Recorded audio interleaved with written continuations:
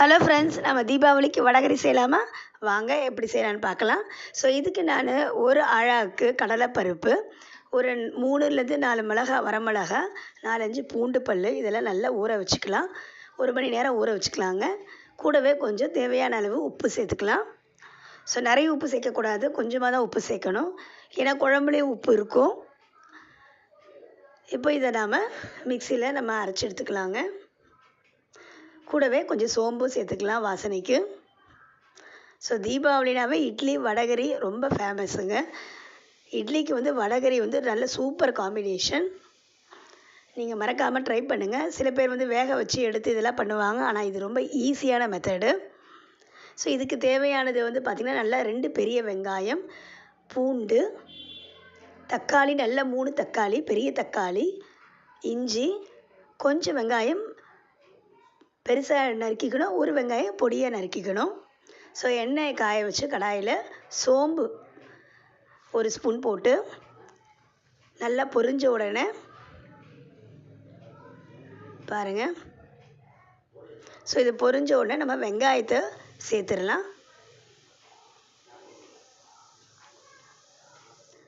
So வெங்காயத்தை நல்லா வதக்கிட்டு வெங்காயத்து கூட நாம் இஞ்சி, பூண்டு, பச்சை மிளகா இதையும் நாம் சேர்த்துடலாங்க. ஸோ இதுக்கு நம்ம பெருசாக நறுக்கிற வெங்காயத்தை தான் முதல்ல நம்ம சேர்க்குறோம். ஸோ இதெல்லாம் பெருசாக நறுக்கிற வெங்காயம், இஞ்சி, பூண்டு, நல்ல ஒரு பெரிய வெங்காயமாக தான் 2 வெங்காயம் எடுத்துக்கோங்க. ஸோ நல்லா வதக்கிட்டு வதங்கின உடனே நம்ம தக்காளியை சேர்த்துடலாம். தக்காளியும் நம்ம பெருசாகவே நறுக்கிக்கலாம், ஏன்னா நம்ம வதக்க தான் போகிறோம், அரைக்க போகிறோம். ஸோ பொடியை நறுக்கணுன்றது இல்லைங்க. ஸோ ஃபஸ்ட்டு நாம் இதை நல்லா வதக்கிட்டு இதை அப்படியே நல்லா ஆற விட்டுறலாம். ஸோ ஸ்டவ் ஆஃப் பண்ணிவிட்டு நல்லா ஆற வச்சிடலாம். ஸோ இப்போ நம்ம மிக்சியில் இதெல்லாம் போட்டு ஊற வச்சதெல்லாம் போட்டு நல்லா கொஞ்சம் கொஞ்சமாக போட்டு மிக்சியில் போட்டு அரைச்சிடலாங்க. எப்படி நம்ம வடைக்கு அரைப்போமோ அந்த பதத்துக்கு நம்ம அரைச்சிக்கணும். கொஞ்சம் கொரன்னு, அப்படி இல்லைன்னா நீங்கள் கொஞ்சம் பருப்பை கையில் எடுத்து வச்சுட்டு மற்றதெல்லாம் நல்லா நைஸாக அரைச்சிக்கலாம். பாருங்கள், நான் நல்லா அரைச்சிட்டேன். இது கூட நான் பொடியை நறுக்கிற வெங்காயம்,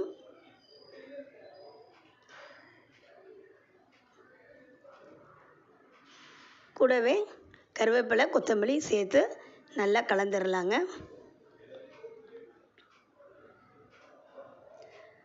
ஸோ வடகரி ரொம்ப ஸ்பெஷல். சென்னையில் பார்த்திங்கன்னா வடகரி தான் ரொம்ப ஸ்பெஷல். இட்லிக்கு வடகரி நல்ல காம்பினேஷனுங்க. ஸோ இது நல்லா நம்ம கலந்துட்டு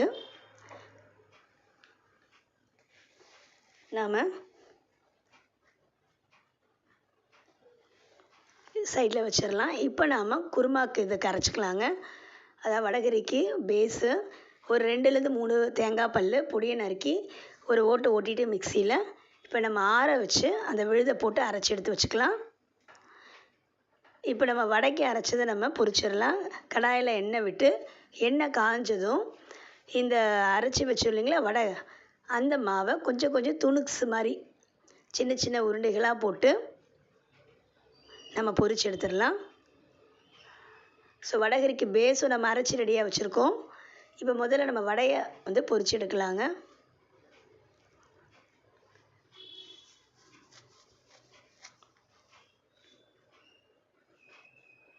ஸோ இந்த மாதிரி சின்ன சின்னதாக, ரொம்ப எக்ஸாக்டாக உருண்டெல்லாம் இருக்கக்கூடாது. சும்மா அப்படியே கையிலேயே அப்படி கிள்ளி போட்டு நல்லா, ரொம்பவும் வேக வேண்டாம், ஓரளவு ஒரு 3/4 ரொம்ப ப்ரௌன் ஆகக்கூடாது, அதுக்குன்னு வேகாமல் இருக்கக்கூடாது. ஒரு மாதிரி இந்த மாதிரி இந்த கலரில் ஒரு எல்லோயிஷாக இருக்கணுங்க. இந்த கலரில் நம்ம எடுத்துடணும். ஸோ அப்போ தான் நம்ம அந்த குழம்போடு போடும்போது நல்லாயிருக்கும், இல்லைன்னா ஹார்டாயிரும். ஸோ இதை நம்ம எடுத்து பொரித்து எடுத்து ஆற வச்சுக்கலாம். ரொம்பவும் ஹார்டாகாமல் நம்ம கொஞ்சம் சாஃப்டாக எடுத்துடணுங்க. இதை வடைக்கு ஹார்டாகிடுச்சுன்னா வடை ரொம்ப இதாக இருக்கும். ஸோ இப்போ வாங்க நம்ம குழம்பு தாளிச்சிடலாம். ஸோ எண்ணெய் விட்டு கடாயில் கடுகு, 1 ஸ்பூன் சோம்பு,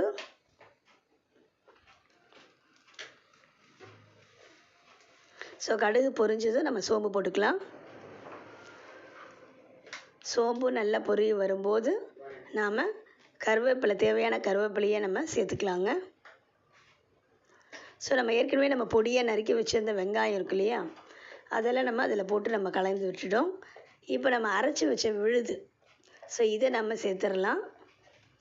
மிக்சியில் நம்ம வெங்காயம், தக்காளி, இஞ்சி, பூண்டு இதெல்லாம் நம்ம அரைச்சி வச்சுருந்த பிறகு அதை சேர்த்துட்டு நல்லா மிக்சியில் நம்ம இதுக்கு கொஞ்சம் தண்ணி நல்லா விடணும். கெட்டியாக இருந்ததுன்னா நம்ம வடையும் சேர்த்துடும்போது ரொம்ப கெட்டியாயிரும், தொட்டுக்கு சாப்பிட முடியாதுங்க. ஸோ அதனால் நல்லா தண்ணி விட்டுக்கலாம். இந்த விழுதோட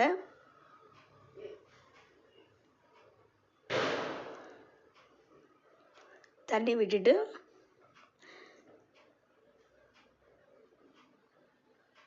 பாருங்கள், இதுக்கு கூடவே 1/2 ஸ்பூன் மஞ்சப்பொடி, 2 ஸ்பூன் மிளகாய் தூள். நான் மிளகாய், தனியா 2 சேர்த்து அரைச்சி வச்சுருக்கேன். ஸோ அந்த தூள் தான் நான் யூஸ் பண்ணிருக்கேன். மிளகாய் தூள். வெறும் சில்லி பவுடராக இருந்தால் நீங்கள் 1 ஸ்பூன் போட்டுக்கோங்க. ஸோ நான் மிளகாய், தனியா சேர்ந்து அரைச்சதுனால நான் 2 ஸ்பூன் போட்டிருக்கேன். ஸோ தேவையான அளவு தண்ணி விட்டு நல்லா கலக்கி மிக்ஸ் பண்ணி கொஞ்சம் உப்பு இதுக்கு ஆட் பண்ணிக்கணும். ஏன்னா வடையிலும் உப்பு இருக்குது, இதுக்கு தேவையான அளவு உப்பு ஆட் பண்ணிவிட்டு நல்லா கலந்து நல்லா கொதி வரணுங்க.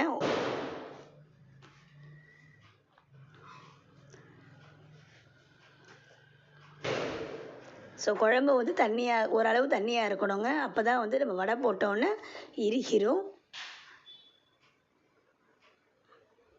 ஸோ இது கூட இன்னும் கூட கன்சிஸ்டன்சி திக்காக இருக்குது. கொஞ்சம் வாட்டர் ஆட் பண்ணிவிட்டு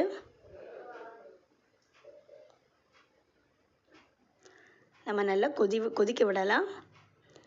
ஸோ எல்லாமே வதக்கிறதுனால ரொம்ப கொதிக்கணும்னு கூட அவசியம் இல்லை. ஒரு நல்ல தண்ணி நல்லா சூடேறி பாயில் ஆனால் போதும்.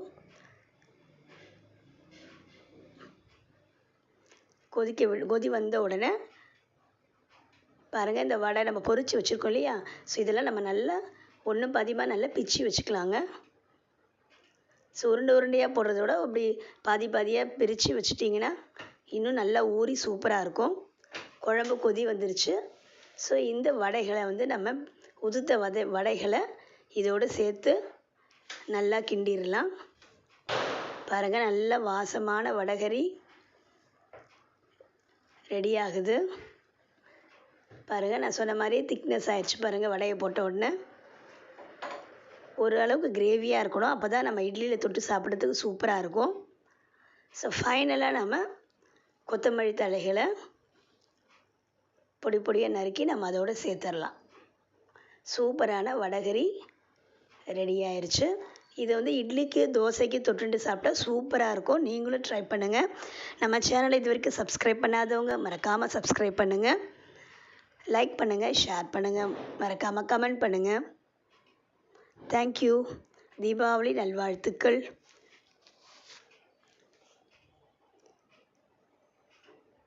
பாருங்கள், ஊரே வாசம் கூட்டுதுங்க. Thank you friends.